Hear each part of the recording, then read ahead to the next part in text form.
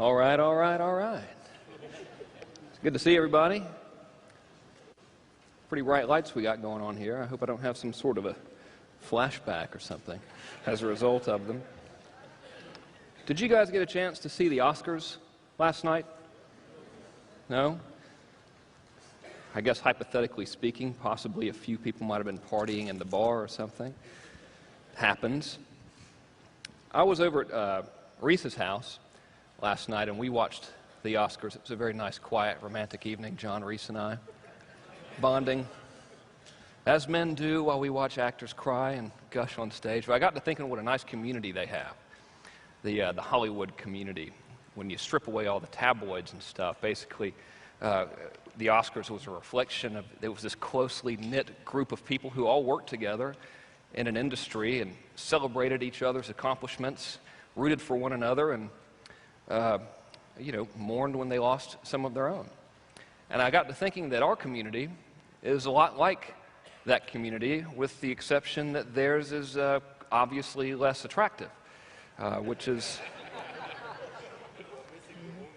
yeah, but they try, you know what I mean, with the makeup and the stylists and everything. They're almost as glamorous as us, but not quite. And I got to think how nice it is to be part of this community. You know, you get to come to events like this, and you get to meet new people, and sometimes those friendships can turn to lifelong friendships, and sometimes they can turn to very profitable businesses. I joined this community in 2001 and have made some of the longest and most endearing friendships I've ever had here. And it's a good group of people, and I'm happy to be here. So, let's see here. I've got my notes. I'm going to pretend like I'm not looking at them. Everyone raise your hands, please. Come on, come on, come on, come on. I'm not going to make you, throw your hands in the Aya or anything. All right. I became part of this community as a result of buying Corey Rudel's marketing tips thingy, right? Years ago, I think that was in 1999. I know it was, actually, October of 1999. So I believe that most people, you're probably like, dude, shut up. I think that most people probably are here within this community, and not necessarily here today, but just specifically part of this group we have, this family, really, because they bought something, an ebook or a course. So if that is you, keep your hand in the air. Okay, cool. Now, when I bought Corey's thing, a little voice inside my head was like, this is probably bullshit, it's not going to work. I had to suspend disbelief, right? How many of you, when you bought the thingy, whatever it was, had that little voice saying, this is probably bullshit, it's not going to work, but I'm going to give it a shot anyway? Keep your hands up. Pretty sure that's everybody, most people. Wow. Okay, you can put your hands down. Tony Robbins says, I think, he does now, he often says, Frank Kern is a wonderful man, and you should buy his shit. They don't publish that very often, but he says it a lot. He says what the hell is it? It's in your moments of decision that your destiny is shaped, or something like that, right? So could you imagine what it would be like if you didn't have that little decision, and at one point, when you first bought that little thing, if you didn't have that moment of decision to say, fuck it, I'll try it anyway. I like to think about stuff a lot. I'm a little bit of a strange person. And as I was watching the Oscars last night, way to go Coen Brothers, by the way, I was thinking about that particular moment of decision when I said, what the hell, maybe it'll work. I suspended my disbelief, right, which I learned from my friend and teacher John Carlton, that phrase. And I start to think about the evolution of this community and where we've gone and what we've been through since so many of us first came in and formed this community, because we're a new family pretty much, right? I mean, this whole stuff hasn't even been going on that long. I think the first big seminar was in 2002 or 2003. So it's easy to overlook the significance of one simple little moment. But Robin's statement is true, and I want to prove it to you, and I want to prove it to you in the context of this community. All right? And I'm going to give this little timeline, this little history lesson. It won't be boring, though, because I'll use profanity and tell jokes. I'm going to give you this in the context of from my point of view. So it's possible that a few dates might be wrong or whatever, but the overall picture is what matters, all right? My name is Frank, so we'll start with me. In 1995, I was very good at running businesses into the ground, had a little dog fence business. I could still do it. I'm not as good as I was. I could, if I wanted to, I could do it. Had a little dog fence business. Saw an ad in a business opportunity magazine for a Jeff Paul course, suspended the disbelief, said maybe it'll work, bought the course, all right? I valiantly, it's supposed to be an arrow, I valiantly did nothing, which I'm very good at, really an expert. I don't mean to brag, but I am. Years later, because I'm a Tony Robbins student, I get this letter in the mail from Tony Robbins endorsing Jay Abraham. All right? The book was $300-something for a book. It didn't even have pictures in it, much less pornographic pictures. Suspended the disbelief, took a leap of faith, really, because I think that's what we all do when we suspend our disbelief. Bought the book. Okay? Became reacquainted and reinterested in internet marketing, which probably put a little seed in my mind to be a little bit more receptive when I saw the ad for Corey Rudel stuff, all right?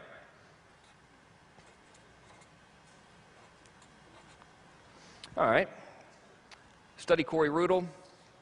Things are going okay. No reflection of Corey's teachings, obviously. He was a tremendous and very significant person in our industry, and I think we owe a lot to him, so thank you, Corey. Anyway, got turned on to Yannick Silver, who I learned the idea of selling ebooks from. All right? Everybody knows Yannick. He's a friend of ours. He's part of this community. Takes me to Yannick Silver, which leads me, this is not Yannick's fault, leads me personally, well, actually, yes, it is. Let's blame him. Leads me to create a product called Instant Internet Empires. Anybody remember that? Show of hands. All right, my record's almost clean. This is great. Probably not my finest work. All right, well, what happened is Instant Internet Empires is a collection of little books with reprint rights and stuff. It threw me immediately, it's one of those lucky break kind of things, throws me immediately into the guru world. Like, I was just a dude trying to make some money out of my laundry room in Black Mountain, North Carolina. I create this product that sells like crazy. Next thing you know, everyone's like, Frank Kerns, a marketing guru. I'm like, well, that's right, yes I am. You're damn right, don't you forget it.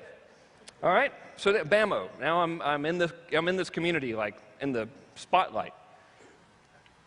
I end up getting into the spotlight a little bit more than I wanted to, and was sued by the delightful good old boys at the Federal Trade Commission Brothers Band. You might have heard of them, they're awesome. Okay. Not as much fun as lots of people would imagine. Okay. Remember this, empires. Now, the whole point I'm showing you this is not to talk about my personal history. It's to emphasize what one moment of decision can mean to a community and possibly to the world. Nothing to do with me personally. Forget me. Pretend I'm anyone you want to. It's not about me, as you will soon see. All right, now right around that same time, right before I got sued by the feds, I go to the first big seminar. We'll just call that Big S. Anyone else there? The very first one in Dallas? Yep, show of hands. Who was there? Not a lot of folks? All right, cool. Old schoolers. I'll tell you who was there that I became friends with after never having heard of them in my life. A couple of guys. One goes by the name of Jeff Walker. The other one, John Reese. Didn't know either one of them. pretty cool guys. All right? Interesting. It will be, anyway. So we're hanging out at the big seminar in our own little world, and Jeff says something about making 6 figures in 7 days. Wow, says John Reese. Impossible, says I. Not impossible, says J.W. Jeff, can I ask you a question? Did it require any leap of faith on your part to attempt to make the 6 figures in 7 days? No. All right. You just knew it was going to work. There was no shadow of a doubt. I had no idea what it would be. I knew it would be successful. The first time I did a launch, it was a huge leap of faith. I was shocked when someone bought something from me. Okay. So you failed the first time? Is that what you said? I couldn't hear you. I'm sorry. No, I didn't fail, but I thought I was going to fail. Mm-hmm. And they heard the story an hour or two ago. It was $1,600, and I was shocked. So after making $1,600, Frank, if you want to give me specific answers, you got to lead me a little better. Thank you. All right. Here's what I'm going for. Did you think that you were going to make $100,000 in 7 days? All right, no. Thank you. Jesus. I'm not telling you to agree with me, but if you were going to agree with me, what would your answer be? All right.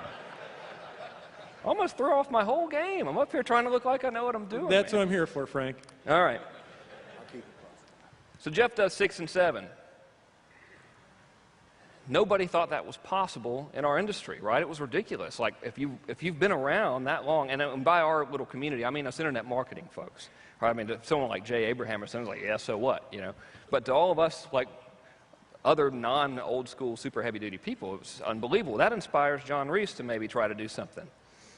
But at that point, John Reese was not the John Reese that we know. He was not teaching internet marketing. All right? So John Reese, Jeff Walker, and I become friends. John Reese decides that he does not want to teach internet marketing, despite the fact that everyone in the community is demanding him to teach internet marketing. I convinced John to take a leap of faith and to do his workshop, which later became Traffic Secrets.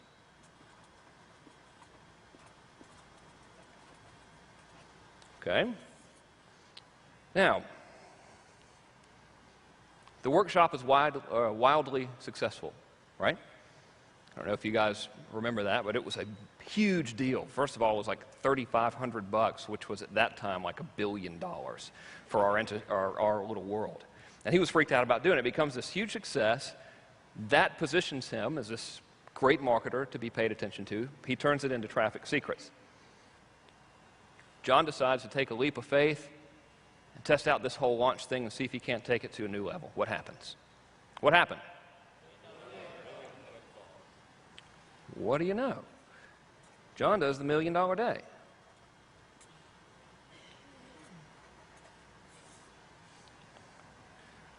Because we see John do the $1 million day, our entire thinking changes. Our entire industry takes on a whole new mindset.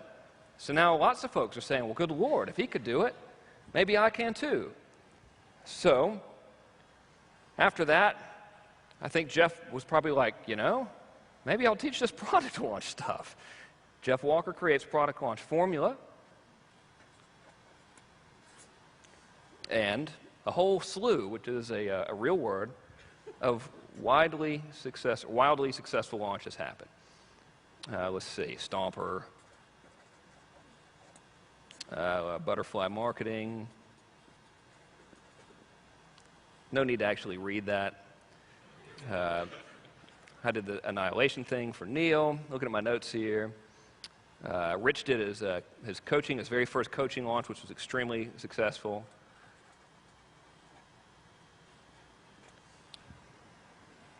All this stuff is happening because little leaps of faith, little decisions were made, right? The little voice in the back of the head was ignored. Pretty cool. Okay. Instant Internet Empires, FTC. I'm hosed, right? I have to go to the internet community and go, guys, I'm a little bit of a degenerate criminal. Sorry. They made me say it. I don't, you know, I don't really think I am, not on weekdays anyway. That leads me to create a little product called the underachiever method. All right, which is all about niche marketing. I took a little bit of a leap of faith to try to do some of this product launch stuff, which I was learning from Jeff. It's before he'd released his course. Launched that, $1 million launch. Awesome. Okay, good for me, yay, zippity-doo-dah. Okay. You remember when we were talking about you join this community usually by buying something and taking a little leap of faith? One person bought this Instant Internet Empire's product by taking a little leap of faith. His name is Mike Filsame. This is in no way to say I started Mike Filsame. I was just his gateway drug, so to speak. All right?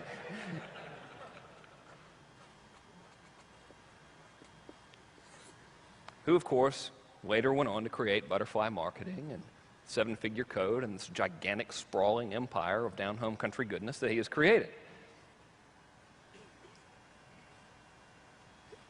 Think of what we've accomplished as a community since what I will internally refer to as our inception. Probably might be historically wrong, but that very first big seminar, it was for me, so this is all from my perspective. We went from a little ragtag band of 100 or so people in a seminar room and thinking that our little in-house lists of 10,000 people was a big deal, and we're all selling little $47 ebooks and everything. That's in 2003. It's now 2008. $1 million days are commonplace. Multi-million-dollar product launches are commonplace. Huge responsive lists are commonplace. Our community has grown from this little ragtag group of semi-outlaw-like kids, essentially, in our basements trying to crank out a living, to this giant multinational community. We're so much more than just who we are now in this room. Like, if you were to try to encompass the entire internet marketing community, it's literally millions of people, just if you combine like Rich's and Phil Same's mailing lists alone. It's millions of people. So we've come a long way. Think of the people that we as a community influence, hopefully for the better, right? Collectively, how many millions of people do you think just us in this room touch every day with our communications and our influence? What do you think it is? I don't know. 15 million people is a conservative guess to me. And then those people might buy your stuff, and then what could very well happen? They might go on to influence others. So, as a member of this community, I honestly feel that I am part of something much greater than myself. And the reason that I made this timeline for you, if you could call it that, this is actually if you were to hold this up to a science book, it would be a molecular diagram of alcohol. But it would match perfectly. There's your sugar right there. If at anywhere during this whole thing, that one moment where we paid attention and suspended, as John Carlton says, and suspended that disbelief, none of this would have happened.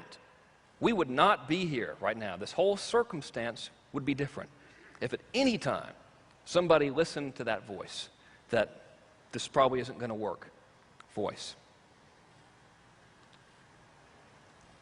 So I, for one, pretty damn glad I suspended my moment of disbelief.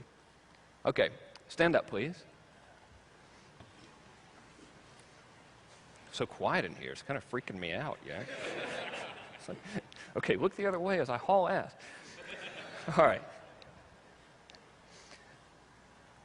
Remain standing if you will, just for today, suspend your disbelief and just try something. Doesn't cost you anything. Everybody? Cool. All right, that's it. That's all I wanted. It's more impactful than a show of hands, I think, to see everyone standing. Okay. we got that out of the way. I actually have a real presentation for you. I just wanted to preface it all with this thing because I think this is all very heavy-duty stuff. We can switch to my big fancy PowerPoint presentation now. Video people. What?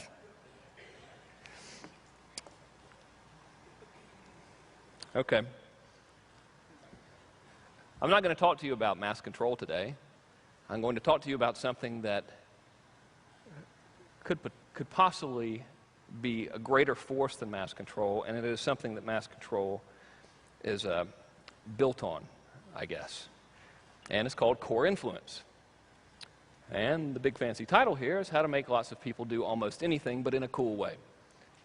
I don't really like the word make there. That's why I had to throw in a cool way. So I'm sure you're all very good people. I'm very proud to be part of this group. But if you would, please just promise me that you will never, ever in your life use the stuff that I'm going to show you now or ever in the future for bad juju. Cool? Is that cool? Yeah. Okay. If you do and I find out, I will find you and I will persuade you to tattoo the word penis on your forehead. I can do this. I have that power. I learned it from Robbins. He says it all the time that he taught me that. Not really. Okay, today you will change your life. Pretty big claim there. Let me give you some disclaimers. Learned that from the feds. They could have just told me that to start with, you know. It could have just been like, dude, we were just thinking you might want to give some disclaimers. Anyway, disclaimer number one. I am not a psychologist. I have not studied psychology. I have no idea what I'm talking about, really, and should never be listened to for any reason, under any circumstances. Okay? So there's that. Disclaimer number two is that I'm not here to sell you anything. All right? Like, I officially forbid you to buy any. I don't have anything to sell at all anyway. I already sold out all my mass control stuff. It's the only marketing product I got. So no one can buy anything from me. Do you promise not to even attempt to buy anything from me today? Would you please humor me and say that you will promise not to attempt? Okay. I'm in a little bit of a dangerous position, really, because I'm known as this mass control guy, and I think the perception is you never know what the real angle is with me. You know, like some folks might be saying, oh, he's just trying to reverse psychology us and, you know, make us want to buy stuff from him more, which is not the case. Like, I have nothing to sell you. Do not give me money, please.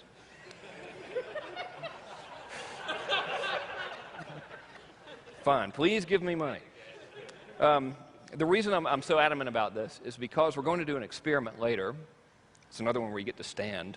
And I don't want you to think that the experiment is some sort of sneaky sales thing, because it's not. I just want to see if this stuff, I just want to see the results of the experiment. So keep that in mind. Seriously, all joking aside, I'm not here to pitch anything. I think Rich would get mad anyway. And the final disclaimer is this is a major departure for me, what I'm going to show you. And this is a bit of a weird presentation, weirder than normal, in fact, or weirder than most. I guess weirder than normal is kind of a stupid thing to say. Weirder than most presentations. It is a three-part presentation, beginning with a nice, refreshing appetizer of weird, heavy-duty psychological stuff. That it's possible that when you see me talk about this, you'll be like, damn, this is heavy. You know, it is heavy, all right? Not unpleasantly, depressingly heavy, but like raw kind of heavy stuff, okay? And then, after our super heavy stuff, we will get into something which is dangerously close to New Age self-help stuff. So please know that I'm not a motivational speaker or anything. That's not my role here. I mean, for the love of God, people, I've created a product called the Underachiever Method, for Christ's sake. So that's not what that's about, but we get into that for a minute, and then finally at the end is our dessert. We have a nice, warm batch of how to turn all this stuff into money. Cool? All right, awesome. Hooray! Let me ask you a question. Have you ever been in the flow? Like where everything just seems to work out right, where everything's just cool, you talk to people, you're connecting with them, you have this effortless communication. Everything you do throughout the day is pretty easy, and at the end of the day, you're like, damn, that was awesome. I wish I could be like that all the time. If you've ever had that experience, please raise your hand. Cool. All right. On the flip side of that, have you ever, I guess I'll use this. Have you ever seen a sales presentation, maybe at a seminar or something, or a business opportunity presentation, where the person said all the right things and did everything perfectly, dressed like you're supposed to dress, said like you're supposed to talk and stuff, smiled and all that stuff, but still, for some reason, you were just kind of like, eh. Yeah, raise your hand. Yes? Okay. Just want to make sure I'm not the only one. And now we will begin. Wow. Did that work? Okay. So, this whole core influence thing, literally, I believe, will give you the ability to get people to do just about anything you want them to do. And there are 2 easy steps. Step 1 is to know what you really want and who you really are. I will submit to you now and repeatedly that the answer to those questions that we hold in our heads right now are false. Step 2 is to know what your market really wants and who they really are. All right, so that's it. Thank you. Yes. Good movie that was. So we'll begin the heavy-duty, weird psychological stuff. I believe that most people carry around with them 2 versions of themselves. All right? The first version is the identity that they walk around in every day. I call it the shell identity. So, for example, the dude who's a banker who's walking around saying, "I'm Bob, I'm a banker. I originate loans and stuff. I do banking things. Whatever they may be, I do them seriously." All right? It's the shell identity. It's who you think you are. So, if anyone ever says, "Who the hell do you think you are?" you can say, "I'm the shell identity." The second identity is the person that they really want to be, and that is the identity that people really want. So when Bob's at the bank having the conversation with the teller, "Mrs. Jenkins, did you organize the deposit slips and do other banking stuff?" "Yes, Bob, I certainly did. It was fabulous." And during that whole thing, he's daydreaming about living at the beach or being a rock star or a drug cartel or whatever it may be. That's the identity that he really wants, right? And I believe that inner identity is our true identity. And I believe this is true for everybody. That person that we daydream about, that life we daydream about, we really want to be that person. That's our deepest core desire. Therefore, I call this the core identity, and I believe this to be everyone's true identity. So I guess to really illustrate it, talking about Bob at the bank doing bank stuff, do you think that Bob at the bank, when he was a little kid, envisioned himself being a banker, going to the bank every day? Do you think he thought that would be awesome, or he wanted to fly planes or something? Which one? Yeah, fly planes. Okay, so Bob really wants to be. And therefore, I think, at the risk of sounding all hokey and everything, I feel like it ought to sound hokey, I think that's the real Bob.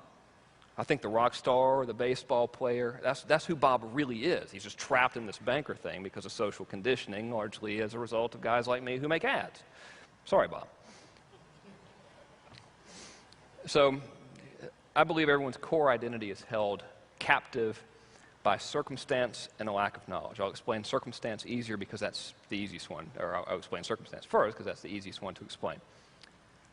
Bob wants to be a multi-millionaire playboy living in Monte Carlo. Circumstances might prevent that, such as Bob ain't got no money. Easy one, right? Lack of knowledge is the most insidious reason, and that is because I believe that we don't really know who our core identity is.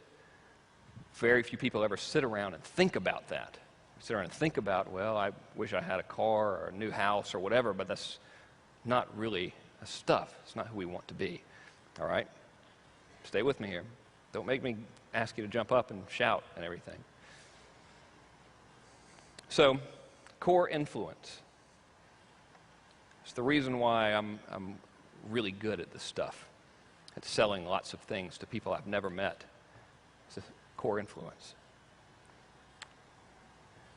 Most influence is done on the surface. Call it surface influence or head-to-head influence. Very common stuff. I'm talking to you, you're hearing my words, you translate those into pictures in your mind or whatever. Your brain uses a little bit of logic, your emotions kick in. You say yay or nay, I agree, I disagree, I will do this, I won't do this, whatever. Normal stuff, right? That's how 99.999% of all influence is performed on the surface level, surface influence. Head-to-head, surface level connection. Works pretty good. Here's how core influence works. Infinitely more powerful, therefore often making surface influence completely unnecessary. Just quickly, a show of hands, how would you like to never really have to convince anything of anything again ever in your life? Okay, cool. That's what core influence does. Just want to make sure we're keeping the big picture in the frame of our minds here. I think we communicate on two levels, head-to-head level, and we communicate on the core level. We're going to get a little heavy here. I'm going to rope it in, but just bear with me on this heavy stuff. The lasting influence comes from a core connection. When I asked you earlier if you've ever had that experience where everything's going really well, and whenever you're interacting with people, you just seem like everyone I'm talking to, you've got this great bond with them, and it's all really easy. Like when you go to a party and you meet a perfect stranger and you immediately connect with them. You ever had that experience? That's the core communication. That's what's going on there. And it's just an unconscious thing that happens. You're congruent with your true identity, who you really want to be, and they are too. And when you're talking to each other, it's just right there. There's that instant connection. Like in those moments, if you guys want to go do something or whatever, it wouldn't take a lot of convincing, right? Because you're on the same plane. You're pretty much like on the same little wavelength. Core connection. All right. Pretty dangerous stuff here. When we get into the subconscious, I don't think I could even define what subconscious is, but I'll just pretend I know what the hell I'm talking about here with subconscious. I think it's your subconscious speaking to their subconscious. And I'm not talking about subliminal weirdness or any tricks.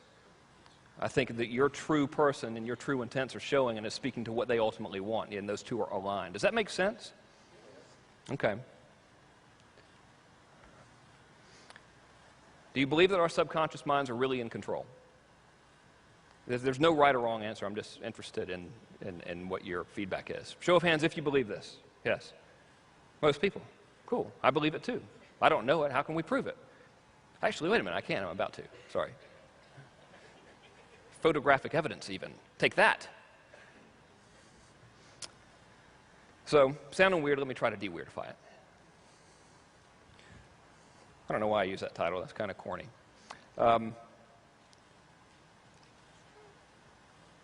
I say you can't really control your subconscious. I think you can guide it anyway.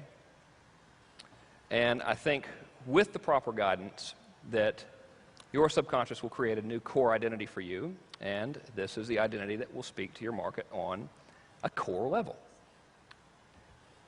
Let me rephrase it so it doesn't sound all weird. There's stuff you can do. First of all, I believe that none of us, until we do this exercise I'm going to give you, which I did not create, incidentally, really have any idea who the core identity is. We don't really know who that person is that we truly want to be. And this, I'm saying this to you at the risk of sounding, A, like an asshole, by saying that none of you guys are happy with your lives and you all wish that you were someone else. So that's not at all what I'm trying to convey to you. Forgot what the other part of what I was going to say was. Yes, now I've remembered. It is when we, as people, become congruent, when we identify that core identity and we become congruent with what it is and who it is that we truly want to be, that is when effortless influence occurs. Well, almost occurs. Do you remember when I asked you if you've ever seen the presentation where the dude said all the stuff, all the right things, did all the right things, dressed the right way, used the right body language, and you were still kind of What you experienced was your subconscious picking up on the lack of congruence in core identity. So to use that example, this dude is giving you this presentation like, I'm interested in you, you need to buy my stuff, we're all going to make a lot of money, or whatever it may be. His core identity could be saying, I hate people, I cannot wait to get off of the stage, just give me the damn money so I can go home and do more blow, right? And your subconscious is picking up on that despite the fact that he's done and said everything correctly. Does that make sense? Yes. Both of you agree that it makes sense. Awesome. Okay. Now, here's where it gets good. When you can pinpoint what the true core identity of your market is, and you communicate with them congruently from your true centered state, that true core identity, you will have more power and influence than you ever thought possible. Ever. Case in point being, let's see, they call it religion. All right? Religious leaders, some are not, this is not true for all, but some, such as like a Mother Teresa, was 100% congruent. She knew what that core identity was. She stepped into that core identity, and she spoke to the core identity of all the people she influenced in the world, regardless of what they did by occupation, what their religious beliefs were. She spoke to that core identity within them that said, I'm a good person who cares. He wants to give back to my fellow man, who wants to help and make a difference. Did it look to you like Mother Teresa was working real hard to convince anybody of anything? Yes or no? Core influence. So basically, you're all going to turn into Mother Teresa. Right after I do, right? Sure. So, but you are going to learn how to do this. You're going to learn some exercises that are very easy and fun and beneficial to you that will cause this to happen. I've been doing this since 1999, marketing things on the internet, and I spent, 9 years? I spent the first 7 years of it convincing people to do stuff. I spent the last 18 months or so sort of convincing people to do stuff. I figured this stuff out by accident, really, and now I don't have to convince anyone to do anything. It just works. So as marketers, a lot of us with our greatest challenges is getting people to buy our stuff. The bottom line is when you do this, more people will buy your stuff, and you'll generate much cooler customers, and your life will be a lot better. So remember, step one was find out who you really are and what you really want. I'm going to walk you through how to do that. Does that end the weird psychological part of the thing? Maybe. I'm not sure if we're still in the weird psychological part or if we're into the dangerously close to self-help new age stuff. As I said earlier, we're using the Bob at the bank thing. I believe that our deepest core desires give clues to our core identity. It's a weird statement to make because right now we're probably thinking of desires on a material level. And that's not what I mean. I told you guys this was heavy stuff, right? You're like, damn, I thought he was going to get up here and tell jokes. Wish I'd have stayed at lunch. So, why are you here right now in this moment with me together with members of your community in this room? Noah? To help tens of millions of people, learn how to do that. Cool. It's a very nice thing to say, to help tens of millions of people, and learn how to do that. Awesome. Good call. Some Sell more. sell more. Beauty. All right. Make more money. That's probably like the front of mind thing. Make more money, right? It is, after all, a conference about, I don't know, business. It's typically the function of business to make more money. Cool. Good answer. I like it too. Making more money is fun. Spending it's even funner. Paying taxes on it, not so fun. Another reason might be to network with your peers, right? It's fun. Go to the bar. These things remind me sometimes of Grateful Dead concerts, but without the drugs. because you see everybody, you see all these people that you know, would usually only see in that environment. It's almost like this traveling fun thing. So you get to reconnect with your friends and tell war stories and all that. It's great. So network with your peers might be one. Get out of the house might be one. You laugh. That used to. I've got 2 young children. They're 2 and 5 now, and when they were like a lot younger and neither of them spoke English or you know stopped screaming for more than 30 seconds at a time, I would come to one of these things that they were good. You want me to come to the seminar and have people repeatedly throw bricks at me? Awesome. I'll be there. Can I sleep past 8? Great. Throw whatever you want. All right? Or maybe it's to contribute to the community. Kind of like what you said. Sweet. So a typical thing to do, and it's we do this a lot in sales, and we're trying to get inside the minds of our prospects, say, well, why do you want that stuff, right? Why do you want that outcome? So an answer might be, you know, why do I want more money? Why do you want to network with others? Why do you want to contribute to your community? So forth. So you might say, I want more money so I can get a Ferrari or whatever, right? Or so I can quit my job. I want to network with others so I can form joint venture partnerships, so I can distribute more of my products or whatever. And those are all acceptable answers, but our brains will lie to us. They are surface level answers, which are not to be discarded, but they are not the absolute truth. What? When I say something like, I want to make more money so I can buy a new car or a new Ferrari or a new house or, you know, all this stuff, typically that's our brain giving us the surface level thing because it doesn't want to work that hard. And that's okay, right? Remember when I was saying that Bob daydreams of being the rock star or whatever?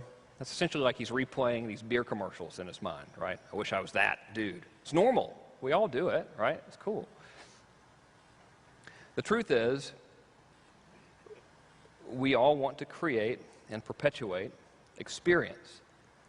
Goals and things are absolutely meaningless in the context of this whole core identity weirdness I'm talking about today.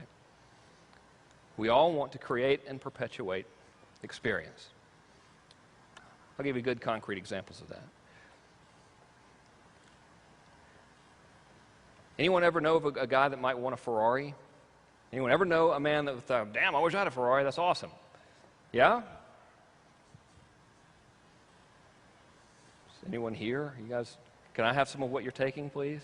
We can get on the same level. Yes or no? Okay. Is that yes, I can have some of what you're taking? Because if you all give it to me, I think it might kill me.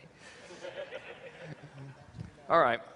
Well, when a guy wants a Ferrari, I know because I've gone through the whole Ferrari thing, what we really want is to be like James Bond or something, right? Or whatever internally having that Ferrari means to us.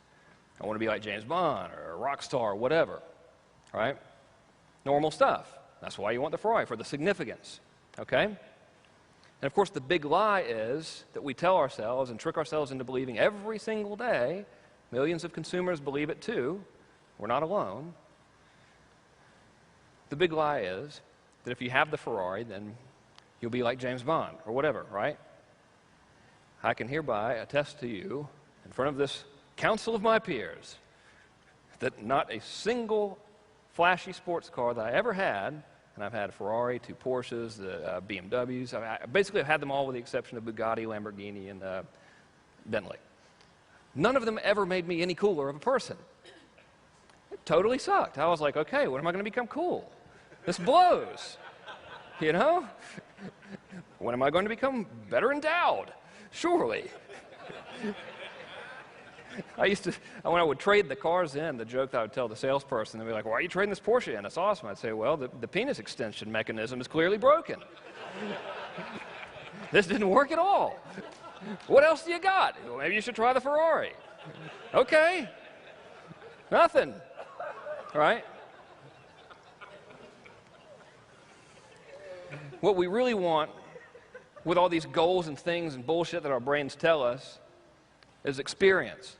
You want that feeling and experience of feeling like James Bond. You want the experience with the Ferrari thing. Not you, we, whatever. I'm not preaching at you. We want the experience of having the heads turn or whatever and feeling like that rock star. Right? Yes? Cool. Okay. So, I'm going to show you an exercise in a second that changed my life. That's a really weird thing for me to say, because normally when I hear about life-changing and stuff, I'm like, oh, God, you know, but it did, and I didn't even know what was going to happen when I did it. I just did it for the hell of it.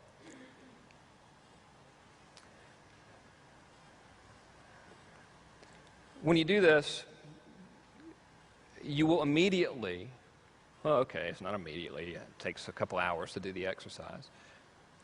So after a couple of hours, you will get clear focus of what your true core identity is. The freeing feeling from that is absolutely overwhelming because it strips out the bullshit. It turns off the beer commercial and helps you get down to what's real. When you communicate from this core place, you're centered, stable, and focused. Cool. You also attract matches, and you're able to influence people effortlessly, specifically when you attract a match. Now, what a match is someone whose core identity is similar to yours. Let me ask you a question.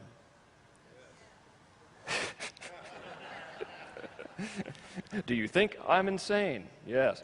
All right, great. Show of hands if your idea of a good, fun life is to build a business where you have customers who are dramatically different than you and you don't really like them. Okay, cool. Would it be fun to build a business and have customers who are a lot like you and you do genuinely like them and they do genuinely like you? Pretty fun. That's what I mean by you magnetically attract matches. Because when you're totally congruent and you have stepped into that core, and as you'll see, you actually will begin, or at least it happened to me, you'll begin to live that life that you map out. It's bizarre. You will magnetically attract matches because they will see internally, subconsciously, heavy shit, I know, but they will subconsciously be drawn to you because you are within the place that they want to be. Does that make sense? Cool. All right. This is all new stuff for me, so I was really stressed out about teaching this. I was like, this is either going to go over or people are going to think I'm the weirdest person in the world. I don't really know if there's much I can do about the second part of that, but hopefully it goes over and you guys get it and dig it. And plus, like me, you just might actually stumble into a new and better reality and experience the following. Does this sound hokey to anybody, by the way? It's okay if it does. I'm not going to be pissed off. Yeah, I mean, just please, someone say it sounds hokey to them so I won't look stupid here. One dude. Okay, thank you. Thank you for having it. Thank you for being honest with me and telling me that it sounds hokey. I used to think the type of stuff I'm talking to you about right now was the single biggest load of bullshit, only to be surpassed by something I could make up myself. All right? And probably the reason why is because I've been around lots of psychotherapeutic stuff. My mother's a psychotherapist, so I think she used me as a guinea pig. So I had this, I know she's like, well, let's see what happens if we put him in the room with this subliminal message, you know, like, thanks. Thus explaining that incident with the cantaloupe. What? I just put salt on it. What the hell is wrong with it? Man, Rich said it was going to be like a nice professional place, and here you guys are. So it's cool if this sounds hokey, all right? Let me tell you where I was before I did this. I had the Porsche. Ooh, I had me one of them Ferraris. Yay. I want you to keep in mind how significant that is to a guy my age, right? Or especially my age back then, like a young dude, you know, that's like, oh, Jesus, for some reason we're compelled to believe that's like going to make you the happiest person in the world. Again, probably because of people like us are convincing them that they're going to make, yeah, but still. Got to fly around on private jets, no shit. My daughter is 2, her very first time in an airplane was on a private jet. Flew her and my family to Deer Valley. Took them skiing, took my mom. Moved to San Diego, private jet. It was awesome, right? Pretty cool. Had time freedom. I lived in Macon, Georgia. I could do anything I wanted to do. Unfortunately, there was nothing to do in Macon, Georgia. But had there been anything to do, I could have done it. If I could have done anything other than like go to lunch and go to Barnes & Noble and then go like to post-lunch and then go to Barnes & Noble again, I could have done that, hypothetically speaking. All right? I kid you not, we had like this near family crisis trying to determine which big fancy mansion to buy. Not because we needed a bigger house, but simply because we could, and therefore we thought, well, we should, because we can, because that's what you do. You're supposed to show how significant you are by having a great big house and stuff like that. That was the big deal, okay? Does that sound like a bad life or a good life? Really? I mean, those are your big problems. Not so bad, right? It's absolutely fucking miserable. Horrible. I mean, totally miserable. Get up in the morning, what now? I go to my office, which overlooked the Loaves and Fishes homeless dude bread line and stuff. Like, why did I pick that? You know? Just absolutely miserable. One of the worst sensations I believe there is, well, maybe not the worst, I guess we could come up with lots of worse stuff, but a significantly bad sensation is to strive for your whole life for some goal and then attain it and realize it's empty. And it was all just this illusion. So when you have all the stuff that's supposed to make you happy and you wake up in the morning and say, now what? After about 2 months of that, not so cool. All right? It blows. So I hope by doing this that, if anything, I can spare someone that pain, because it's very significant. So, boy, this is fun, isn't it? I was born on a ranch. My parents threw me into a pit of fire. My business attracted the wrong type of customers because I wasn't congruent with the life I really wanted. I was focused on get the money and all this stuff. I built the wrong type of business. I went for the business opportunity, the early biz op seekers, bottom of the barrel stuff. I attracted bottom feeding types of customers. I did not like them. I was so miserable from being inundated with all of these customers who I did not like and wished like hell to avoid at all costs, that future business was deliberately sabotaged so I wouldn't have to complete the cycle of lameness anymore. Well, if I do this, I'm going to get more of these customers and they're going to email me and I hate them, right? I'm just laying it out, man. Trust me, it happens to a lot of folks. It happens for a reason, too. I was taught that you want to avoid your customers at all costs and you get the money. Number one function of business is to get the money. I was taught that, and I believed that for a long time. My life reflected it. Your beliefs reflect your life, for sure, right? All the money I made was just, the end result of that was to buy things. Man, if I make an extra 200 grand, I can get a Ferrari. I can get a new house. I'm going to be miserable in my new house. I can drive my Ferrari into the garage and be miserable, you know? All right? I shit you not. I would go out and buy all this stuff, and then instead of being like, this is great, I would sit around and worry about the stuff. Like when I would drive in Macon, Georgia, you got to like picture me living in this tiny little southern town of Macon, Georgia, driving a Ferrari. I got a little bit of attention in the thing, and I would drive around in it, absolutely miserable driving in it because I was convinced that everyone on the road hated me and thought I was an asshole by sheer fact that I was driving the Ferrari, you know?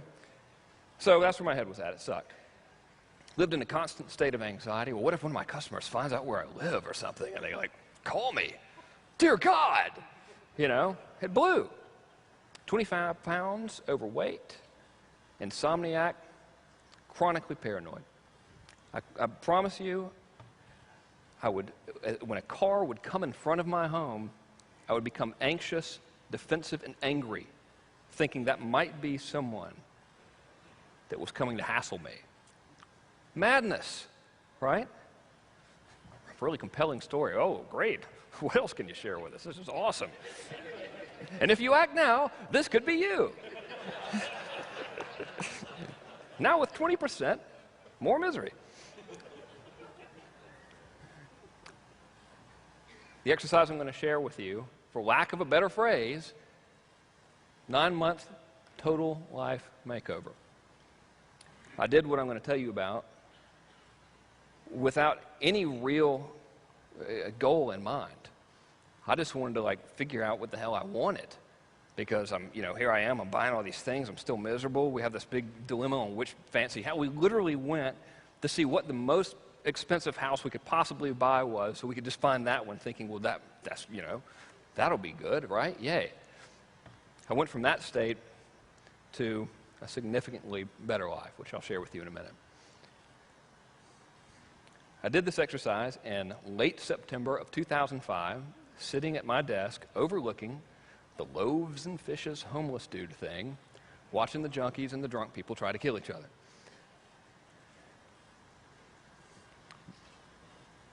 Remember, I was miserable, right? Hated my customers. As a result, income had declined because I was sabotaging my business. In November of 2005, did my first serializer launch. Made $360,000 in 9 minutes. Holy shit. Attracted customers I liked. Pretty cool.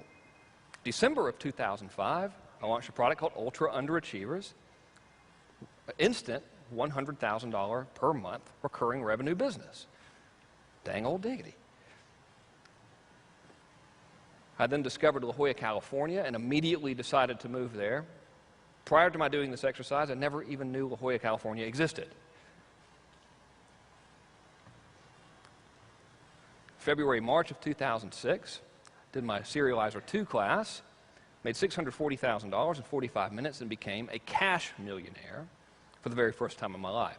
People talk about being a millionaire. Well, I've got, if you figure my house, my business, I'm a millionaire. Fuck that. If you can write a check for $1 million, you're a millionaire, right? So I had attained that goal, which was a big deal. I was like, wow, I made it, great. And I was actually happy about it, which was cool, first time in my life.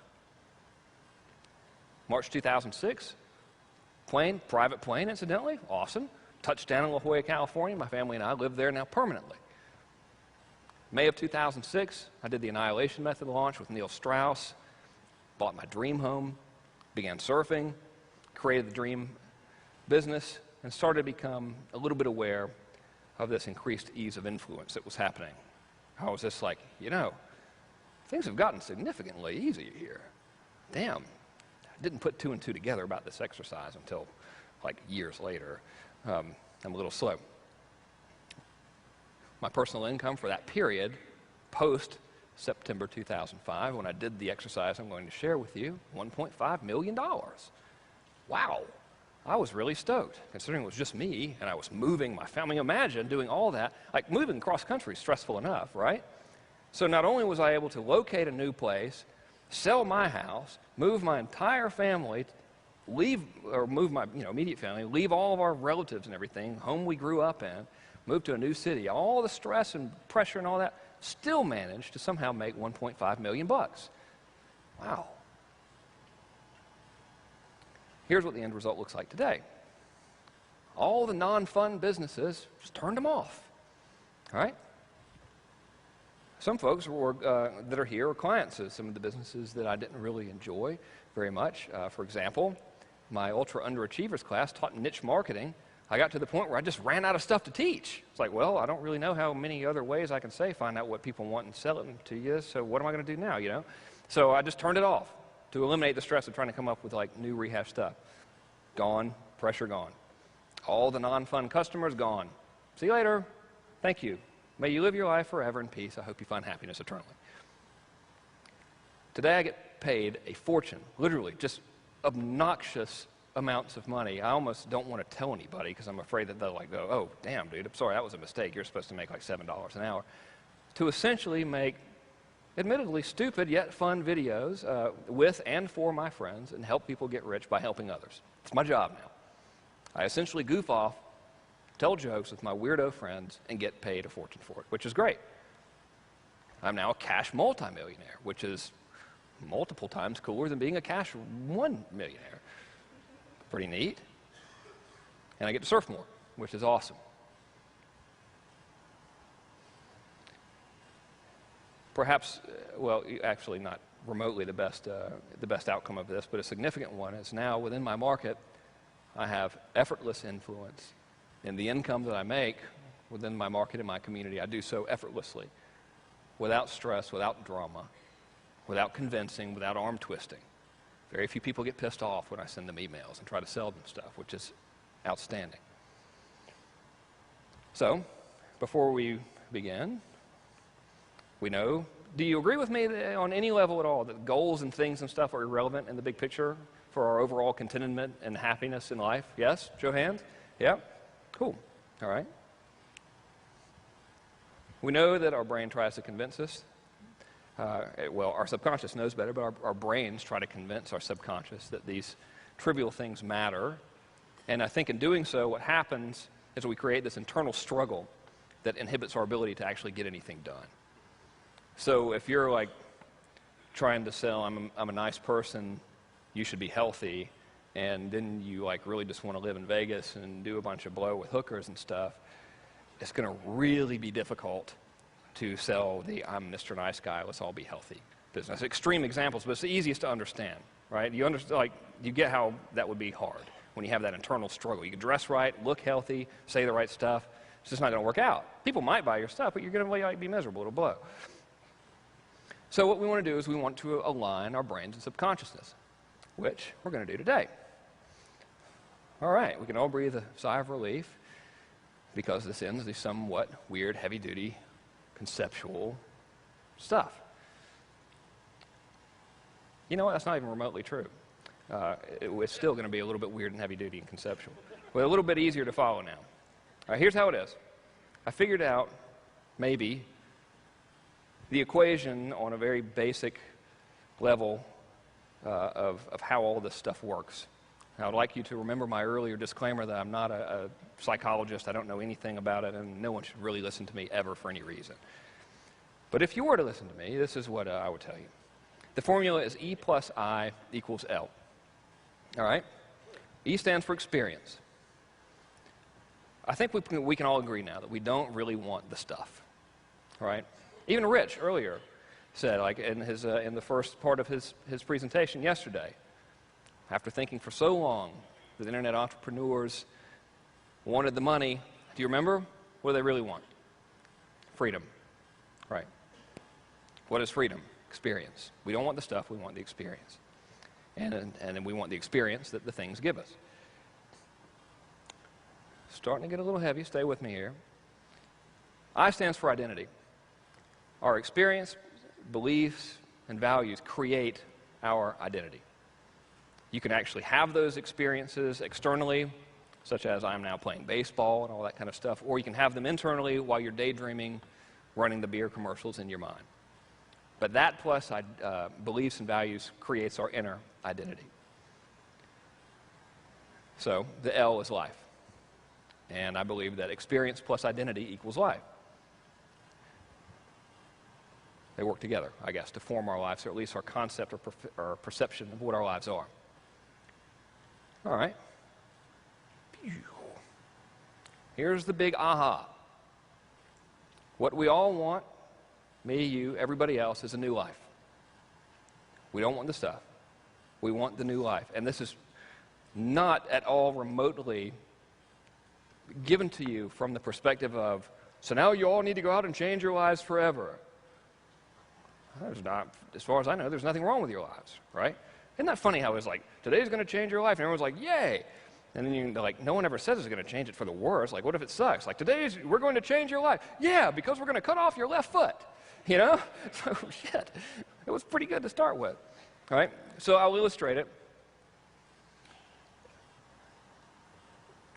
When a family buys a new home, they're not buying brick and mortar and shingles and carpet and stuff. They're buying that new life that they'll experience in the home, right? They don't want the home, they want the new life. Very basic thing. I believe that applies on some fundamental level to every single thing that is sold ever. Some part of your brain is saying, is this going to move me towards or away from my core identity? All of us, mine, yours, all the rest of the world out there. That's the way it works. So, here's how to create a new life. First of all, when I told you about that whole 9-month experience I had, would anyone like to experience something similar? Yes. Cool. You never know, right? Some people might be like, no, I'm happy. The bank's nice. They've got health benefits. Shut up. Get a haircut. So, What makes you think I haven't already? All right. Sorry, that was not intended for this audience. Let's see. If we all live an average of 40 more years, you know, give or take, I guess on average all of us in this room might live another 40 more years, and we're going to live 14,600 more days, starting now from today. All right, now if you look at what a life is, it's really made up of individual days, right? Remember we said our experiences really shape our lives, our experiences and identity. Well, you get the experience from every single day, okay? So, I believe that if we want to find out truly what this core identity we have within us is, and we want to learn how to identify it in other people, we have to create the ideal day. We have to identify what a perfect day in our lives would be. See, typically it's like, well, what do you want your ideal life to be? And it's like, well, I live in this big house and I got a Ferrari and all that stuff, and so it's okay, but it's the individual day that holds the key to what you truly want, what we all truly want. When I say you, I'm not like preaching at you at all. Like, forget me, you know, it's us. We're all collective. So here it is. It's a lot of buildup leading up to this one question, right? Good Lord, I've been here for like 3 hours. When I told you I did this exercise in September of 2005, the entire exercise was to simply answer this one question. If there were no limitations or consequences, what would your perfect average day look like? If there were no limitations or consequences, what would your perfect average day look like? Not that heavy, right? Now we're into the dangerously new age stuff. But we are no longer going to talk about weird conceptual heavy stuff, which is cool. Okay, language is very powerful. So let me dissect the question for you. When I say limitations, I mean if we had no financial, geographic, health limitations or limiting people. So if like a perfect day, your idea of a perfect day is you wake up on the beach in Hawaii and you live in Macon, Georgia. Well, let's pretend that there are no geographic locations, right? Let's pretend that we've got all the money we could possibly want. If you can't, you know, if your perfect day is to wake up and go surfing and, you know, you've got a broken leg, let's pretend that your leg is not broken, right? Easy stuff. If you have limiting people in your life and your perfect day is to be away from those limiting people, let's just say you got away from them. Pew. Consequences is important. That's stuff that could get you into trouble. So it might be tempting to say, my perfect day involves waking up, drinking a liter of vodka, going and racing my Formula One car, to be followed by a cocaine binge with a truckload of hookers. That will kill you. Okay, so I don't think realistically that is your perfect average day. All right? And finally, I use the word average. It's very important that you really get the language right in this. You could do it every day and not get sick of it or get killed. Average, everyday stuff. Now, you might be thinking, well, never mind, I should just show you this. So, it's like a 400-part question, really. But it's still 2 easy steps, all right? Step 1, build a giant house. Step 2, walk through the door, you know. When you think of this perfect day, it's important not to think about stuff, all right? We're going for experience. That's why the question is framed around a day. If you say life, you think about stuff, right? We all do. We think about the big mansions and the cars and the jets and all that stuff. So where would you live in this perfect day? You don't have to like write all this stuff down. It's normal questions, right? What would your house look like? Would it be clean inside? What would it smell like? What time would you wake up? What would you do in the morning? What would you think about in the morning? What would you say? What are your first words of the day? What are your first thoughts of the day? It's vitally important to drill down to this seemingly mundane, weird stuff. And when you do this exercise, I don't expect you to do it now because it took me, I'm a little bit slow, but it took me like 4 hours to do it. I had to like literally I don't know, 11 or 12 pages. It's the answer to the question. What would you have for breakfast? Mundane, but still, you got a certain thing you like to eat, don't like to eat, place you like to go. I got as specific as to drill down into mundane stuff like what I was thinking about when I took the children to school, and what I was thinking about when I dropped them off, and what I was thinking about when I got home. The more detailed you get about this, the more clear you become, and the more profound your outcome will be.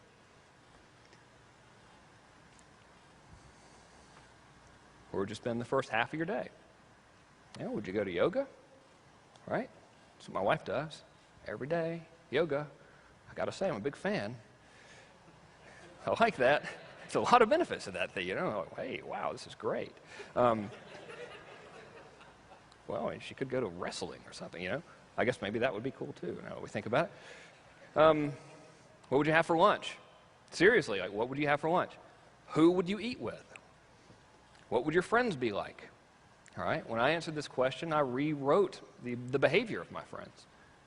I believe the specific answer was, we have a healthy lunch at a good place. It's got fresh food that we enjoy. Our conversation is not about idle gossip, but more of a celebration of the fun we've had earlier in the day and since the last time we saw each other.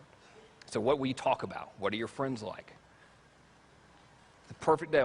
So imagine another way to frame this question is if whatever you write down, you have to live that day, every day for the rest of your life. It's another way to look at it, okay?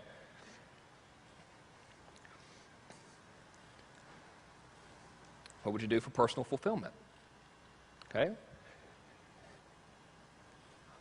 I've tried, and you can't screw off all the time. You'll end up wanting to do something for personal fulfillment. What life purpose would you strive towards? That's a big one. Try to answer it honestly, because you might find, like I did, your answer is dramatically different from what all of your energy and time is focused on right now. If it is, you got a serious mismatch, and that blows, and it's going to come across in every presentation you do. What would your business be? What time would you start work? What would you actually do at work? All right? For mine, it was coming up with evil schemes. The use of the word evil there is not really very nice sounding, so I'd define an evil scheme as just something fun instead of jest. What are your clients like? What's your relationship like with your spouse and your family? I wrote mine down. What do you and your kids talk about? What's that like? Not like we like each other, but why? What fun stuff do you do? What do you like about each other? What does your spouse like about you? What do your children appreciate within you? You have to live this day every day, forever, every day. Just imagine Osama's got the button on the destroy the world, or his finger on the destroy the world button. If you deviate from this day at all, he's going to press it. Okay, so you got to live it every day. Why I put this under the really big stuff, I don't know. I guess that's a reflection of where my mind is, right? Dinner is family stuff, though, right? I mean, it is my house, so would you have dinner with your family? Would you go out? Whatever. What would you like to eat? Who would you eat with? What would you talk about? What would you do at night? Who would you do it with? I think we might have just had a little Beavis and Butthead moment there. I said, who would you do it with at night? But, you know, I mean, what would you... And, hey, like, speaking of that, you don't have to show this to anyone, by the way, but if the whole, you know, if the answer is dramatically different from your current situation, you should put it down. You don't have to show it with anybody. I'm not asking you to do that. I'm going to show you some of mine, though. Where would you do it? What would your thoughts be as you went to sleep? That's a big one for me. What are you going to think about? Those last conscious moments of the day. Where's your mind? Where is it now? You know, go to bed worried about stuff. You go to bed thinking about where the next sales come from, or, you know, what's going to happen if Google slaps you. That blows. That's no fun. I've done that. It's awful. All right. So, all that's built up for one little question. Sounds any hokey? Yeah? Maybe? A couple, raise your hands if you're like, dude, all this for one stupid question? What the hell? One dude? Thank you for really being honest. I would never have raised my hand, right? I'd be like, no, man, it's fine. Really, it's cool. I would have never, ever, I mean, I really like agonized over whether or not I should present this right now, because typically it's like, you know, I do these things, I rarely do them, and I tell some jokes and, you know, disguise content as entertainment most of the time. And it goes over very well, and then people say, we really enjoyed that, and I get to go home, and it was fine, right? But I was hoping I could really contribute back to my community today, so that's why I'm here. So, I did the exercise. Did not do it as this, I want to develop and identify my inner core stuff. Had anyone presented the exercise to me in that frame of mind, I would have never done it. I just said, yeah, whatever, shut up. I just did it because I was like miserable and every day sucked, and I was like, well, okay, what the hell do I want to do? And I was like, well, let's pretend. Perfect day, right? Now check this out. Indy and I wake up with the sun and laugh about funny things our children did as we watch the day break over the ocean. Incidentally, the reason I'm giving you this presentation today is because I moved from one office to the other after my mass control launch. I moved into an office closer to the beach, and I found the piece of paper, actually the notebook with all the answers in it. And I started reading it, and I had this big aha moment. So I dug it out, and here are the answers to some of my questions. So the first one is, what do you do when you wake up in the morning? What are you thinking about? Whatever. That was my answer. Check this out. That's the view from my bedroom. Can you believe that? None of this was planned for me, okay? It just happened. That's the first thing I see when I look out the window. That's it. Ta-da! Weird. I'm starting to think this might not be so much bullshit, okay? But I need lots of convincing, so I'm going to assume that you do too. In the morning, we're excited to get outdoors and exercise. Remember, I was 25 pounds overweight. My activity was to go eat lunch, then go to Barnes & Noble, and then go have a re-lunch, all right? I had hated exercise, okay? I wrote down, though, because I wanted to have this, in my ideal life, that was it. In the morning, we are excited to get outdoors and exercise. I look forward to this and view it as fun. It is not a chore or a mundane task, but a source for continued fulfillment and well-being. It's fun, and I would do it even if it wasn't good exercise. See the little dot? That's me. Christmas morning, 2007. Every day. No moss 25 pounds. Maybe it's not bullshit after all. I had never even touched a surfboard in my life when I wrote that. Never. I don't even know if I'd seen one in real life when I wrote that. In mine, I would describe the house. I told you not to focus on things, so you don't make it all about things, but if something comes up, like it did in mine, I described my home, write it down. After exercise, I take a shower. Our shower is huge and made of marble and glass. It has a bench to sit on and lots of jets, so we can both get in there. The point is to show you the shower. 6 people can get in that shower. 3 can sit on the bench, and 3 can shower under the 14 jets that are in there. The people on the bench can help if they like, or they can simply watch. It's up to them. It's marble. It's marble. It has a bench. It has multiple jets. It's the exact same thing I wrote without even consciously saying, this is what I'm setting out to do. It wasn't a goal-setting exercise. I just said, shit, this day sucks. What would a good day be? You can never really get anywhere unless you know where you're going, right? So the whole point of the exercise for me was not to have this entire life transformation. It was just to see, well, if I'm so miserable now, what is it that I actually want? So, shell versus core identity. My shell identity was motivated by things, goal-driven, status-driven. The reason I was buying the cars is because I wanted people to think I was cool, so all the people that thought I was a douchebag in high school could see how cool I was, right? Let's get honest. Okay? Get the money, get the money, get the money. Right? Zippity-doo-dah. Miserable. That was my shell identity, though. So common on some variation with all of us. The core identity was I truly didn't give a shit about any of that stuff. I wanted to leave normal society, live at the beach, cultivate an ideal lifestyle, and get paid to have fun and contribute to others by doing so. What do you know about that? Huh. What's this got to do with making money, which is the whole point of the conference? Well, I didn't give you all the stuff that I wrote down. Remember when I said describe what you do at work, when you go to work, where you go to work, and all that stuff? Check this out. In describing my business, at the time, my business was a really big part of my identity. It's not so much, but I described what I wanted it to be. I wrote down, my business is fun and easy. My main function is to simply come up with cool ideas that help me and my clients make tons of money without being obnoxious about it. It works so well that I'm able to generate a huge income from only a small amount of sales. Huh, okay. Check this out. My customers are cool, fun, and low stress. I actually enjoy interacting with them. And if I were to encounter them on the street, I'd be happy to see them and would not walk the other way. Complete 180 from the life I was living and my mentality regarding my customers at the time. I think, well, that's a nice sounding title, isn't it? Since I did the exercise, September of 2005, generated almost $31 million in revenues for myself and my clients.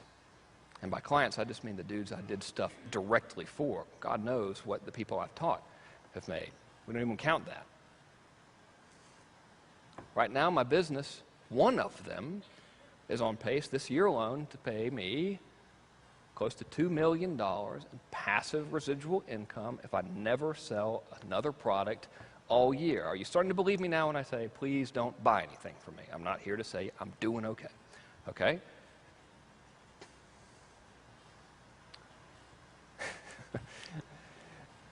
Because this is on video, I didn't want to use people's real names, so I used their nicknames.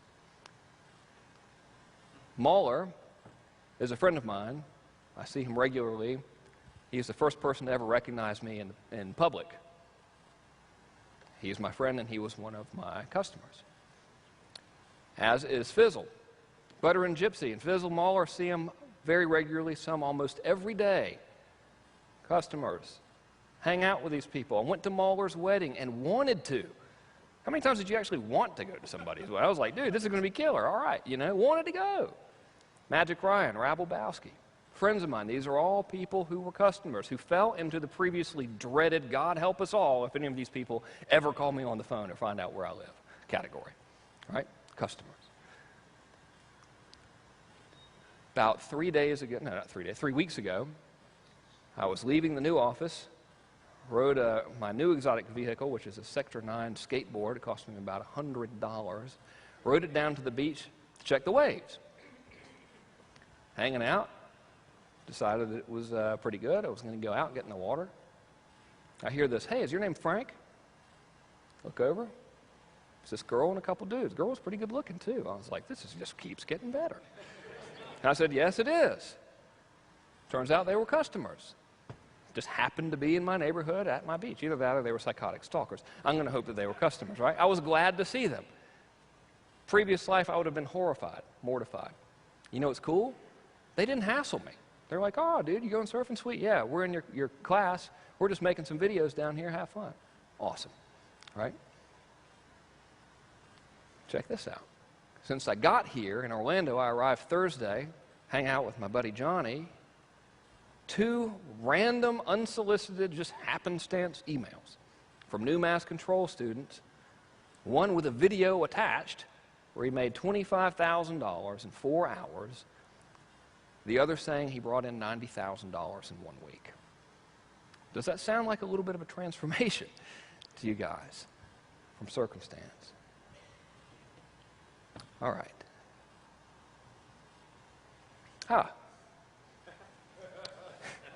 Would everyone please stand?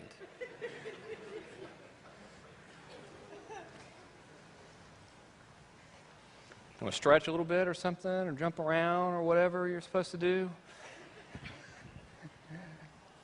All right. remain standing if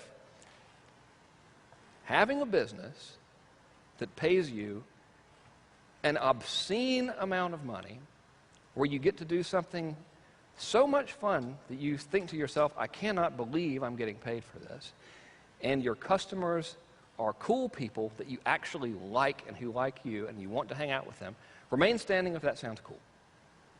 Okay? That wasn't a loaded question at all, right? Remain standing if right now you might be thinking, you know, I like life pretty good, but I've never really sat down and thought about what an ideal day would be. I've never really considered what the perfect life would be. If I were to say to you, I have a workshop or a class or whatever where we'll walk through this process together and you will have a clear path of what you want, and based on my personal experience of what happened to me, I believe it can happen to you as well, would you be interested? Remain standing if you would be interested. Okay? Now, if I were to say this workshop costs $1,000, remain standing if you would be interested. If I were to say this workshop costs $2,000, remain standing if you would be interested. Okay? Most people are still standing. The good news is there's no workshop. This was the experience. You can sit down. This was the experience, the experiment that I was telling you about earlier. This is why I was so emphatic about telling you that I was not really trying to sell you anything. I'm not. It's a fictitious product that doesn't exist. Okay, look what just happened.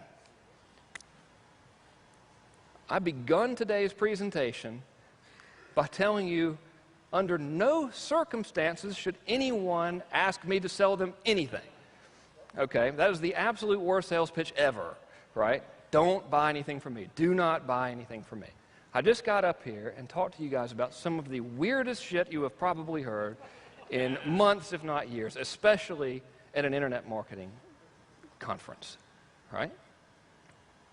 But what happened? With absolutely no effort at all, and without in any way at all trying to convince anyone of anything or to sell anything at all, the overwhelming majority of the room said that they would buy the stuff. Why is that?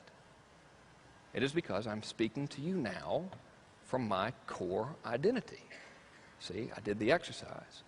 I figured out the life I wanted, who I really was, who I wanted to be, stepped into that person, didn't know what was going to happen. Damn, if I'd known that, I'd have done it sooner, right? And spoke to you from that core-centered, congruent place. Because I've serviced this market for so many years, I know that you guys share the same values as me. So while your dream life may not be to live at the beach or have the marble shower that could hypothetically fit 6 people, just saying it could, that's all, I'm just saying. Or surf or whatever, grow your hair long and not give a damn. While that may not be the exact match, I do know that the core identity of this group is a group that values freedom and lifestyle and experience and contribution and overall contentment above all else. Therefore, was I communicating this entire time with your surface identity or with your core identity? Core identity. It works. Yes, it sounds very weird. Yes, I am very weird. But it works. We just proved it, that it works. Now, I know this to be fact, right? If I actually said, okay, give me the money, not everyone that was standing up would say, here's $2,000, right? Maybe half would. Still, pretty good, okay? No convincing, no being an asshole, no obnoxious stuff, no stress. All's cool. Would you like to learn how to do the same? No, thank you. Okay. Well, the second step, first of all, if you do nothing, please answer the question. Please. It will change your life. What more proof do we need? I mean, you know, the secret's out now and all that stuff. Man, even like up until a couple weeks ago, until I found the stupid piece of paper that I actually wrote, I was like, those people are such charlatans. They are full of shit. Like, what more signs do we need to say this stuff works? Okay, so whether or not you do anything at all, please just answer that question. That will do you so much good, and you will be happy. Step 2, find out who your market really is. Okay. We talk about empathy a lot, right? Great salesmanship, you must have empathy. You must know how they feel, think like they think. At least convince them that you do. Yeah? Sort of the key. I believe that you must genuinely identify their core identity, know what their real desired outcome is, and know what life they really want. That's why, had I like focused this whole thing about things and money and you two can have a fancy watch and all that stuff, I wouldn't have had 90% of the folks in the room say, I think it was almost 100% say they give 1,000, like 90-something% said they give 2,000. That wouldn't have happened if I wasn't speaking to that core, right? So you have to figure out the core. This is critical. None of this will work if you don't do this. None of this will work if you don't do this. Lo and behold, you must actually give a damn, and you must actually help your prospects and customers move towards that core identity. If you don't care, it's not going to work. And you're not congruent with your core anyway. Critical. So if you're in a business right now and you honestly don't give a damn, you're in the wrong business. Doesn't mean you're a bad person. I've been there too, right? It's just you're not in the right business. So you've got to care, and it's got to work. You have to genuinely help people. It's kind of a weird thing to say when we're talking about helping people. Here's the weapon I use to help people.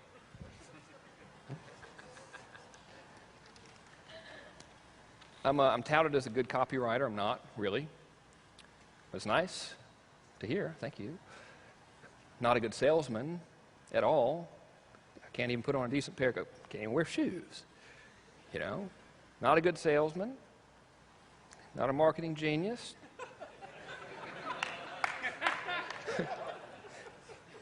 I had to find, don't go taking my trademark, damn it. I'll take you out.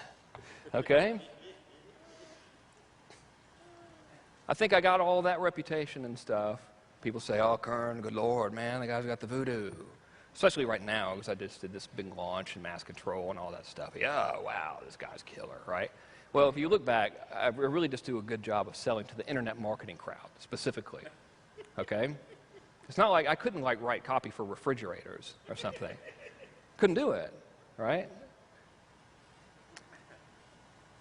Yeah, so, well, really. I mean, we all know this. No one wants to come. Let's just get it out in the open. Okay? Come on. That's all. So there's a reason why I'm really effective at selling to this market. Okay? I'm not going to tell you I can sell to every market, right? I can't. Sell really well to this one, sold okay to the dating market. Had I known this stuff in other niche markets, I would have really, really been much more effective. This is a method called the instant bond method. It is step 1 of 2 on identifying your market's core identity and learning to speak to it.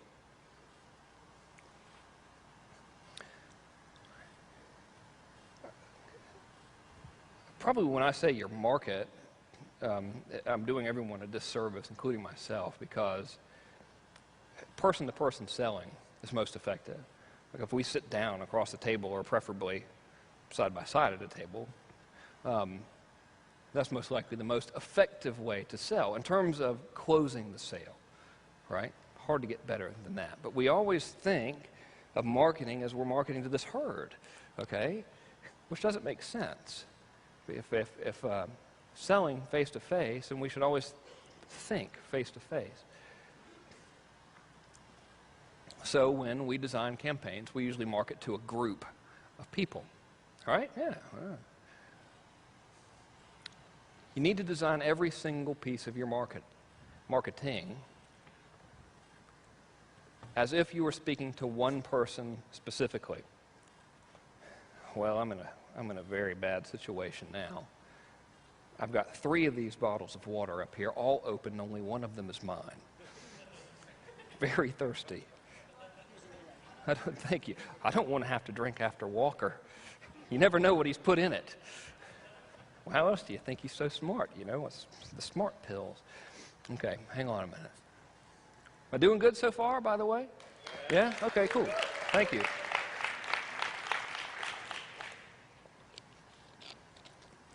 I was very, very apprehensive about trying to convey this. I think if I didn't have the photographic proof, it wouldn't have gone as well. So when you're communicating with one person, I call it the core customer. I call it that because I came up with it on the plane when I made that slide. Call this person anything you want, but this is like the core, this one person. So here's how you create that person. If you could somehow magically manifest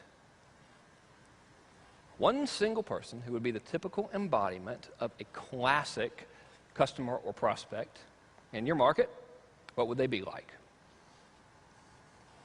Male or female? It's almost like if you were to ask me to pick them out from a crowd, who would you describe, you know? How old are they? Are they married? Some folks who have been around a while might start thinking about list data when we're doing this.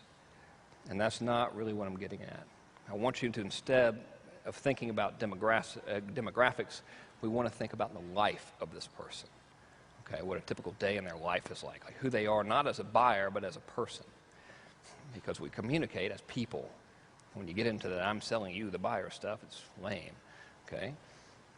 Do they have kids? Oh. What's their spouse like? The reason I asked that question and the following one, which is what does the spouse think of all this foolishness, is because we make so many decisions based on what we believe the opinions of others will be, and one of the most influential people in a household is the spouse. Except mine, where I'm totally in control all the time. It's all me all the time. Right.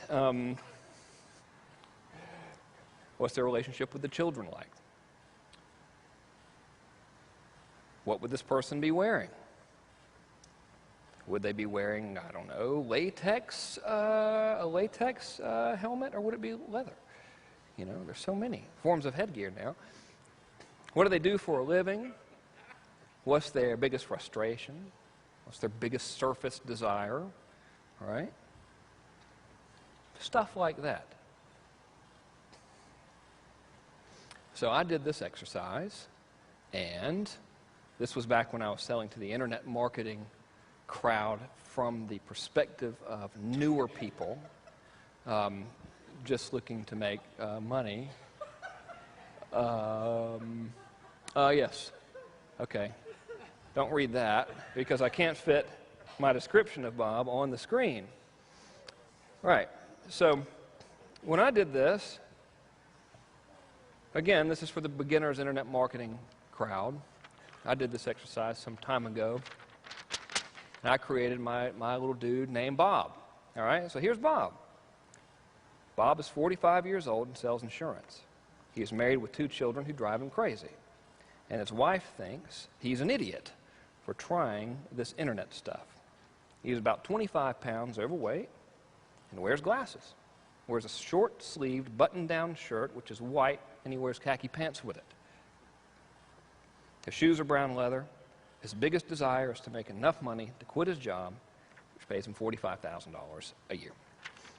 That's Bob.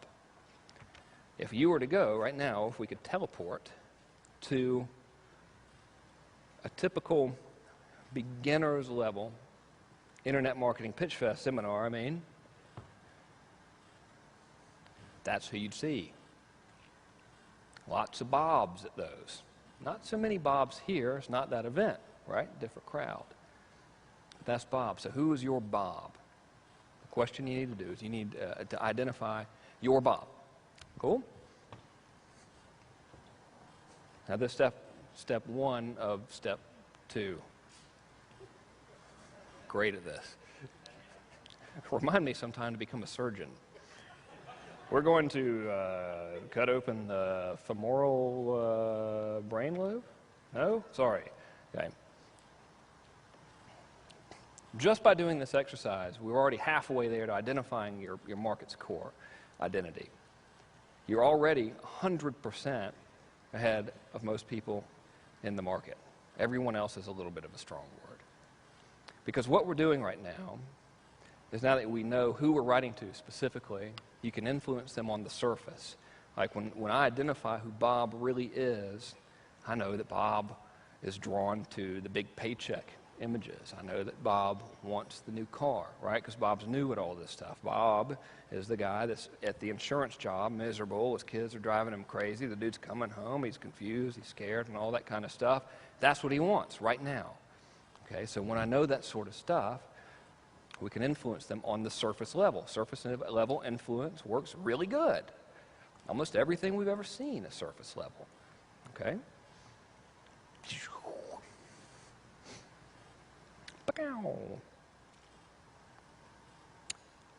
All right, so when you do this, you're better at selling to your market than most people are. Just the surface level stuff, because most folks sell to their market without really thinking about who their customer is. It's just step 1. If you stop here at step 1, you're still going to come away with a lot. All right? I sold instant internet empires based on step 1. I did $640,000 or so personally in sales on the front end. From that, the back end sales were more. According to the FTC documents, it was $640,000 anyway. Created a product called Info Millionaire, which I really enjoyed selling. I thought it was a great product. Made around $300,000 or so from doing that. Pretty good, you know, not bad. That thing was only up for a couple months. Made my Underachiever Mastery course, surface level influence, after identifying Bob. Bob gave me $1 million or so from it. So surface level influence with this empathy thing. A couple years, Bob gave me around $2 million. Thank you, Bob. Now, if you want to absolutely crush it and have more influence and sales than you can stand, to the point where you actually have to say, in all seriousness, please do not buy anything from me, to a group of people with money who have proven to buy stuff from people like me, here's what you do. You become Bob, metaphorically speaking.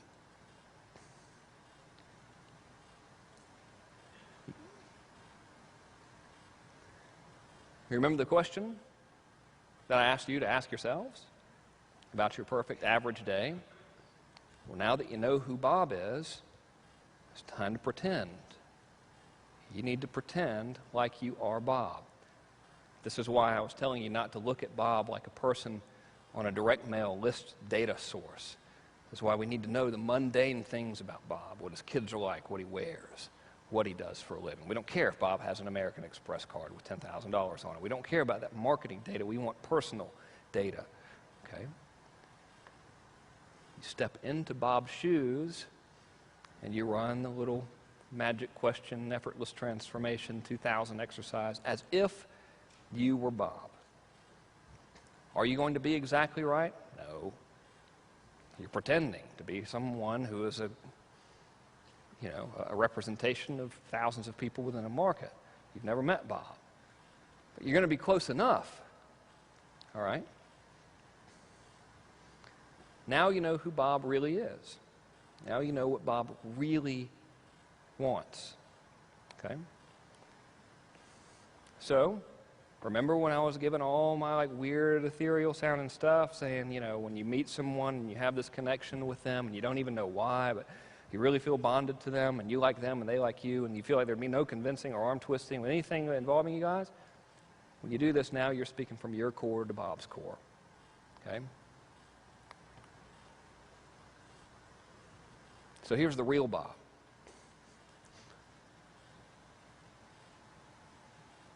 I think you should also know that when I came up with who Bob was, I did it years ago, and it was by no means any insult to this ideal person. You know, there's nothing wrong with making 45 grand a year or wearing brown leather shoes or whatever. I'm not trying to say like Bob sucks and should be taken advantage of or anything like that. All right. Here's the real Bob. Bing. Notice that behind the back? Pretty good. Real Bob, significantly afraid of loss and embarrassment. In my market, right? Significantly afraid of loss and embarrassment, but does not want to openly admit it. Bob is typically male, and us fellas don't like to admit that we're scared of stuff. We're scared to. We're afraid to admit that we're afraid of stuff. Bob wants a lifestyle more than things. Bob wants significance and contribution more than bling. Significance and contribution. Big drivers, by the way. Bob wants respect and credibility. And Bob wants to be young again. That's the real Bob. So remember when I showed you like the results of selling to Bob on the surface-to-surface basis before I really got to know Bob? Before I became a weird psychotic stalker and pretended to be Bob? Once I started figuring out who Bob was, the first thing I tried to sell was the serializer system. $1 million from 100 customers. Got to keep it all.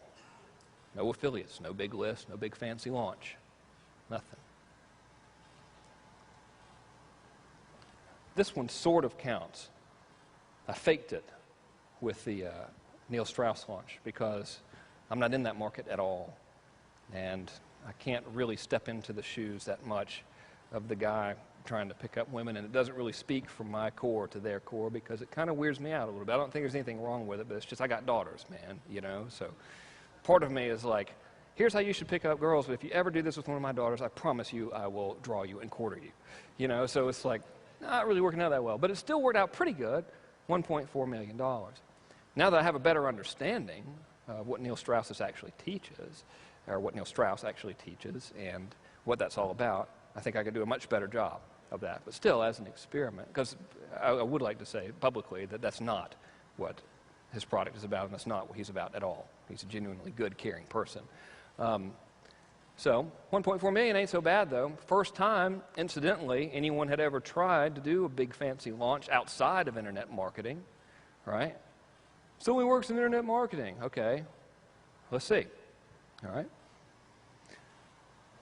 Hit the nail on the head with StomperNet. Damn, I didn't even want to do it. 18.3 million bucks. I'm the guy that wrote all that stuff. You know, I'm the one that scripted those videos. I'm the guy that made the markets fall in love with Brad and Andy. It's me. 18.3 million smackers. Pretty good. Pipeline profits, $3.1 million. Mass control, which I just launched a bunch. 400 billion zillion dollars. The refund periods aren't over yet, and I don't want to jinx myself, you know. But a lot. Worked. It exceeded my expectations, actually, dramatically. It was also the easiest one I've ever done. Strange. So you get this down, remember I said effortless influence, effortless income? It's easy. Experiment began, unknowingly, in September of 2005, which is right around 2.5 years. Remember what I did on the surface level when I just did the empathy thing and around $2 million bucks. Now it's around $31 million. Works. Very strange, right? I know lots of people are like, okay, we're going to find out what the best subject line is today. It works. Do it. So, after I made this long, protracted, obviously strange presentation for you, it occurred to me that it had absolutely nothing to do with the stuff that the sales letter for this event talks about. And I worked myself into a bit of a panic because it was too late to change everything, mainly because it was this morning when I was reading the actual sales letter. And I was like, holy shit. I'm not supposed to talk about this stuff at all. So I know that folks might still be thinking, okay, that's really cool and everything, but what do I do and say specifically to people to get them to buy my stuff? Am I going okay on time, incidentally? Fellas? Are you saying, am I getting the signals for yes or no? I'm getting the no signal. So I'll speak quickly. Here's the deal. Every piece of marketing that you do, every single thing you do matters. Every single thing you do, say, think, or write to your market matters. Everything.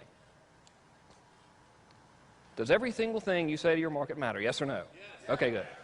Well, you know, I can say things like this to my children. I'll be like, don't draw on the wall, and it comes out wrong because they still draw. So I want to make sure that it's not me, you know. It always needs to validate their core identity and move them closer to it. So if you look back at my most successful launch, perhaps not monetarily, but at least with greatest of ease, and I got to keep a lot of the money this time, which was nice, it was the mass control launch, which I just recently did. If you go back and look at the marketing materials, which you can find on my blog, frankkern.com, you will notice that throughout the marketing, money was talked about very little in terms of you're going to make a bunch of money with this, right? I didn't go out and say you're going to make millions of dollars. I used that big $23.8 million figure to get people's attention. Sometimes you need to get attention on the surface level, right? Bam, hey, psh, surface level attention, money, Jesus, I got to look at this guy. But then went straight to the core once I had the attention. Okay, so every single piece of marketing in that launch addressed the core. I had pictures of me at the beach. I talked about living at the beach. I talked about my family. I had pictures of my children on my computers in the video. It was all about significance and contribution that the market could make in their marketplace, how they could build a better life, how they could communicate more effectively for good. Not about the money. Every single piece addressed that core identity and was written to them, right?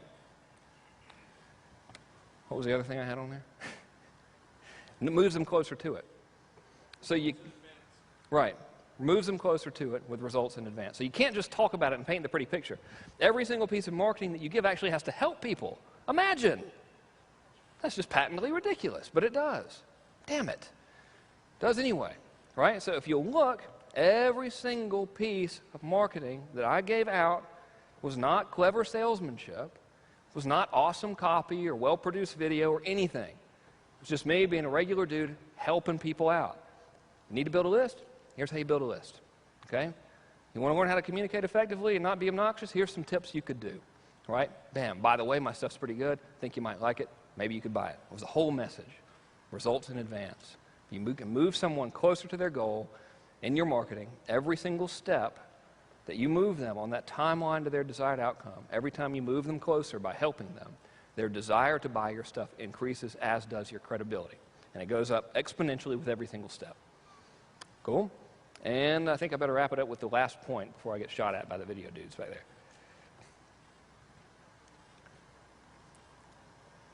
The results in advance list favor technique beach video. That was a weird sounding line.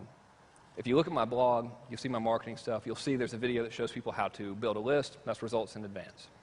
I give people a technique which shows them how to get more money out of their market by doing them a big favor and them asking them a favor in return.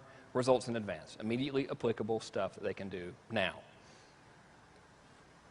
The beach video, which was aptly entitled Naked Dudes Playing Volleyball or something like that, was speaking to their core identity because it showed me on a journey to the beach. I ended up at the beach, all right? All core identity.